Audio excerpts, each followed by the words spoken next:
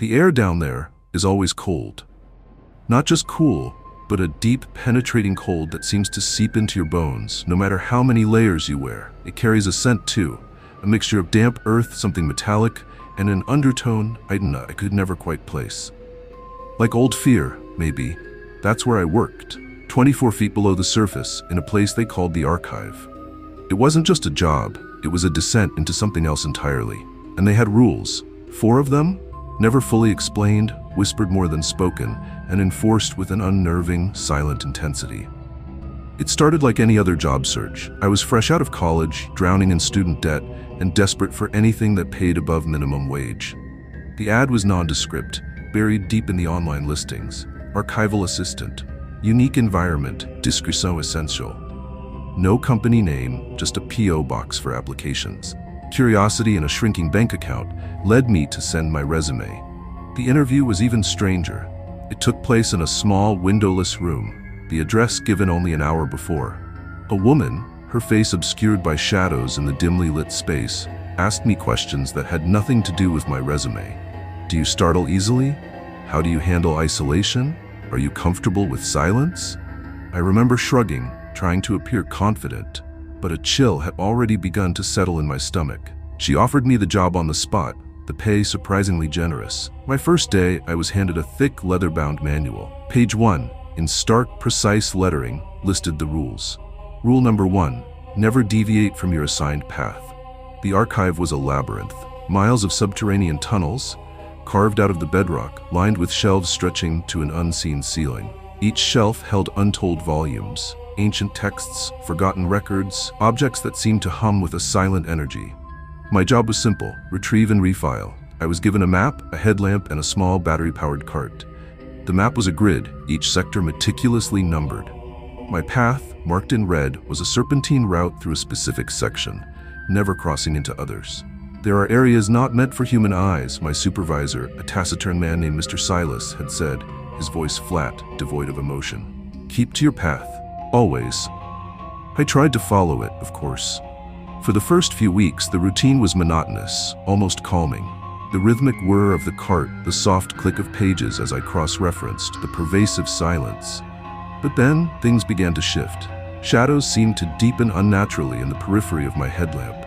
Sounds, faint and indistinct, would drift from beyond my assigned sector. A soft scraping, like something dragging across stone, a low hum, almost imperceptible. My curiosity, a dangerous trait in such a place, began to gnaw at me.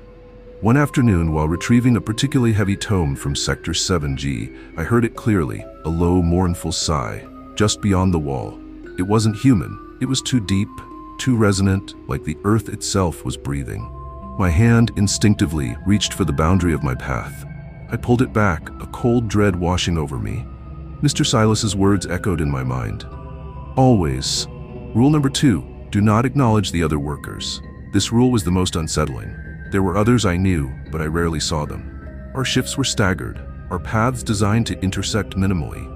When I did catch a glimpse, it was usually in the dim distance, a fleeting shadow retreating around a bend, or the faint glow of another headlamp disappearing into the gloom. They were like ghosts, silent and swift. One evening, my cart broke down in a rarely used corridor. I was alone, the silence pressing in around me, the temperature dropping several degrees. Panic began to bubble. Then a figure emerged from the darkness. Tall, gaunt, dressed in the same standard-issue gray jumpsuit as me. He stopped perhaps 20 feet away, his headlamp illuminating only the front of his uniform. His face was obscured by shadow, but I felt his gaze, heavy and unblinking. My hand went to my radio, but I hesitated. Rule number 2. I stood there, frozen, for what felt like an eternity. He didn't move, didn't speak, just stood. After a long, excruciating moment, he turned and melted back into the darkness. My cart, inexplicably, sputtered to life a minute later. I never saw him again. The encounter left me profoundly disturbed. What kind of workplace enforced such isolation? What were they hiding, not just from me, but from each other? Rule number 3. Never touch the unmarked items. The archive was filled with countless artifacts, not just books, statues, ornate boxes, strange instruments, all meticulously cataloged and stored. But scattered amongst the shelves, I'd occasionally spot them. Items without a label, without a place in the system.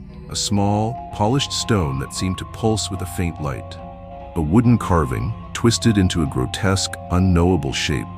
A tarnished silver locket that felt unnaturally cold to the touch. These were the unmarked items. My instructions were clear. If I encountered one, I was to report its location immediately, but never, under any circumstances, was I to touch it. One particularly arduous shift, I was deep in a section filled with ancient maps. The air felt heavy, stagnant. I reached for a rolled parchment, my fingers brushing against something else. A small, intricate music box made of dark, unfamiliar wood. It sat tucked behind a stack of scrolls, almost hidden. It was unmarked. My heart hammered against my ribs. It looked delicate, harmless. A tiny, almost imperceptible tremor ran through it. Curiosity, that dangerous companion, urged me forward. Just a quick glance. I paused, my hand hovering. I thought of the Psy, the silent worker. What if touching it unleashed something? What if these rules weren't just about procedure, but about containment? I pulled my hand back, a cold sweat breaking out on my forehead. I reported its location as instructed and felt a profound sense of relief when Mr. Silas simply noted it down without comment. But the image of that music box and the faint, almost imperceptible tremor stayed with me. If you're finding this story unsettling, perhaps you've encountered your own unexplained rules, your own hidden truths. There are stories all around us, lurking just beneath the surface of the mundane. If you're drawn to these whispers of the unknown, consider subscribing to Nightfall Tales. We delve into the shadows, exploring the strange and the terrifying, one true story at a time. Join our community of night owls who crave the thrill of the unexplained. Rule number 4. At the sound of the siren, proceed immediately to the designated safety zones. No questions, no hesitation. This was the rule that truly haunted me. The siren. It wasn't a fire alarm or a security breach signal. It was a deep, resonant wail that seemed to vibrate through the very rock of the archive. I'd only heard it once. It was my 3rd month. I was shelving a collection of brittle, leather-bound diaries when the sound erupted. Not a blare, but a slow-building shriek that grated on every nerve. My blood ran cold. I dropped the diaries, scrambling toward the nearest safety zone, a reinforced concrete chamber marked with a glowing red cross. I wasn't alone. Other workers, their faces pale and drawn, were already there, huddled in silent apprehension. No one spoke. No one made eye contact. We just waited, listening to the siren's mournful cry echo through the tunnels. It lasted for what felt like an hour, though it was probably only 20 minutes. When it finally ceased, the silence that followed was even more terrifying. A heavy, expectant quiet. Afterward, Mr. Silas conducted a brief, hurried debriefing. An atmospheric anomaly, he stated, his voice clipped. Everything is secure. Return to your duties.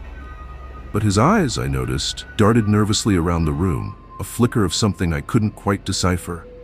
Fear? Resignation? I looked at the other workers. Their faces were impassive, but their shoulders were hunched, their movements stiff. They knew. They understood something I didn't. What kind of atmospheric anomaly required a subterranean bunker and absolute silence? What was it that the siren was warning us about? Was it something outside? Or something inside the archive? The thought sent a fresh wave of terror through me.